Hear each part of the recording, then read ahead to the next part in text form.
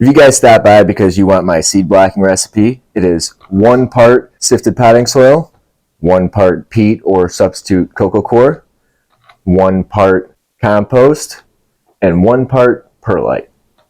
If that's all you came to see, you're free to go. If not, stick around. I'm going to show you some of the soil blocking I did to see if it's the right way to grow for me. I'm going to go over some of the pros and cons I found with these. And we're going to make some soil blocks and plant some seeds. Before I went out and did like hundreds of these things, I wanted to see if this was a decent way to start my seeds, better than trays or anything else. So I started out with some ruby red Swiss chard, got some artichokes, some jalapenos coming up there, and you can see these look pretty good. These are nice, healthy plants coming up here. Germination was very fast with this method. I really like that part. Seed blocking got me interested because it's something I saw Jim Kowalski doing on YouTube, and he's a really good gardener. And I just like the fact that I could take these blocks, once I get these plants going in here, and just put them right into the garden. And since I'm so lazy when it comes to gardening, and I hate transplanting, I hate potting up, I figured this way, if I plant the plants at the right time, all I gotta do is move them from these, put them right in the ground, and I'm done. And it would save so much room on the seed rack. This one's got a double grown in there because I put 2 seeds in there, and I didn't cut this one out. I'm just going to let it grow and see what happens. I don't know if these are actually going to make it out in the garden. I think I'm going to try to harden them off when it's really cold outside and put them out there and see if they survive. Because I watched some of the other plants like this in my garden make it through winter under like 12 inches of snow and all these freezing temps. So curious to see what's going to happen if I harden them off when it's really cold out. But yeah, right there, that's a good looking plant right there. This one could have actually got transplanted out probably a week or 2 ago. So they're actually inside a lot longer than I'd want them to be. And these are from my first recipe that did not have the perlite. I think the soil got a little restricted in there. I had a couple of these guys that I did have to put in these 4-inch pots right here just to keep them alive. But they have since grown since going in here. With my recipe, the blocks don't fall apart. I could pick them up, move them around. I could bottom water them. They stay completely intact. And look how healthy these little artichokes are doing right now. Good thing about this too is this, with the compost mixed in there, it already has fertilizer in there. So I don't have to add any synthetic fertilizers. And I'm actually using compost for my chickens, which you think would be too hot for seedlings, but the chickens just do such a great job of mixing it up constantly that it cools that chicken manure down and moves it to all the carbon and just breaks it up real nice. So I'm really happy of how it's doing with my seed blocks. You'll notice here with these that the roots start coming out of the side all over the place. They do not get root bound. What's going to happen here is when they come out the sides, they actually air prune. And then some of the ones coming out the bottom there, you see that almost looks like kind of taproot with this artichoke. It's just kind of leaning along the side there. It's nice and happy when I bottom water it. Doesn't get too soggy. And that's because of one of the negatives with these soil blocks. They dry out very fast. If you're soil blocking, plan on spraying these down or bottom watering at least twice a day to be safe. I've done these early in the morning and I come back and they're completely dry. It does not affect the plants though, so that's good. It's just a little bit of extra watering you got to do. But I think in the end, that little bit of extra watering is worth it. I'm using this Ladbroke soil blocker right here. Works pretty good. I think this is one of the more quality soil blockers. This is a 2-inch blocker I'm using. They make different sizes. They make 4-inch. They make a smaller version. With the smaller version, you could plant smaller seeds in it, and when they germinate, you could put them inside here. This comes with little square inserts that would push these blocks out. So when you sprout all the seeds in the smaller blocks, they fit perfectly right inside here. I'm lazy. That's an extra step. So I'm just starting everything in the bigger blocks.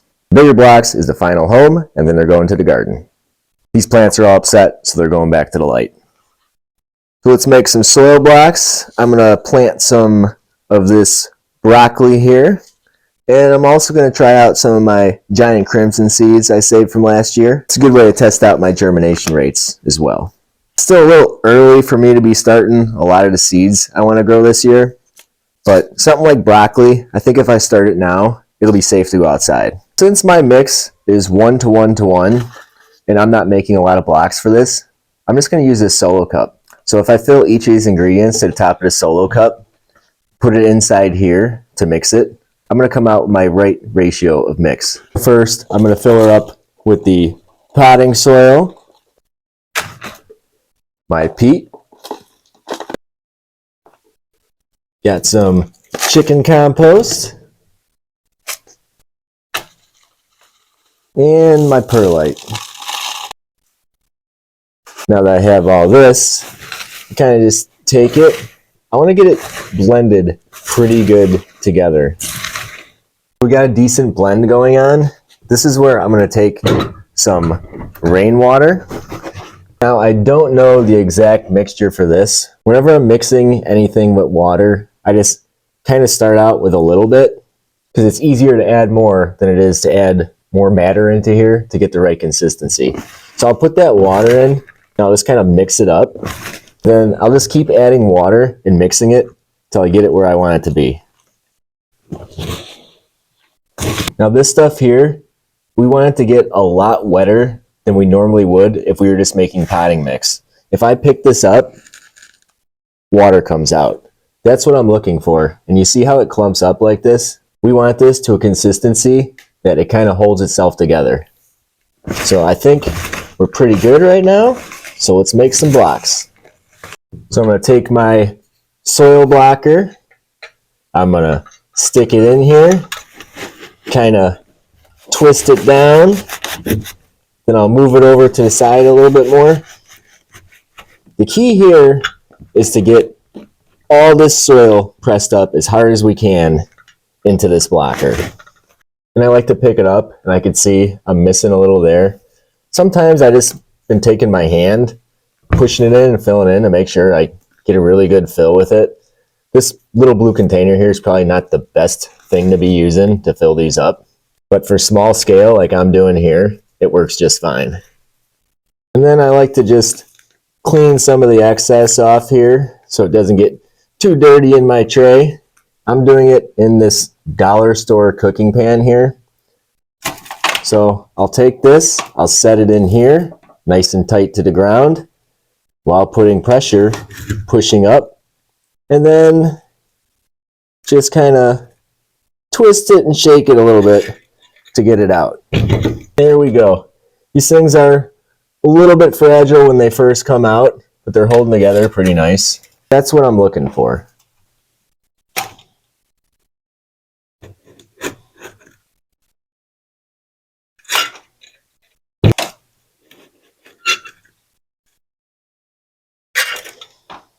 Start out with the broccoli. 2 seeds per hole. And we'll finish it off with the giant crimson tomatoes. I have probably hundreds, if not 1,000 seeds or so sitting in here. And these are actually pretty expensive, so curious to see how well these are going to do. If we're going to get good germination or not. Do the same thing. I'll do 2 seeds per hole. Then what I like to do is just take some water, just spray down my seeds, get them nice and moist. Then I'll come back, add a little bit of peat in there. It just kind of fills these holes up. This blocker is nice that it's got the little divot that pushes a hole for you to put your seeds in. And then on top of that, just a little bit of the sifted potting soil, just a dusting. I just fill it up to just shy of the top of the blocks here. I don't push it down or anything. And then once again, come back, give them another decent misting. My humidity dome goes on, and it's off to the grow setup. I don't use heating pads or anything like that. I think they're completely unnecessary. With these lights in here and these dollar store shower curtains, it gets decently warm inside here. And this dome on here is going to trap all this humidity so these seeds don't dry out. I always get really good germination like this. This is kind of my germination rack, and young seedlings kind of hang out here. Then we move up to the next rack, and then finally the top. I almost did not try soil blocking because all these recipes out there are crazy and it's really hard to get some of the ingredients for it without ordering them. Well, they're very expensive. So I'm glad I tried different things, found something that works, and hopefully you guys can try out my recipe for yourself and see if it works great for you too. Spring is here, so it's almost time to actually start some of our seeds indoors. A lot of 5Bers out there have a lot growing, a lot of work to do to take care of their seedlings. If you guys like this video, make sure you subscribe to the channel, leave a comment. I try to respond to almost all the comments. Like the video to help it out. Thanks for watching.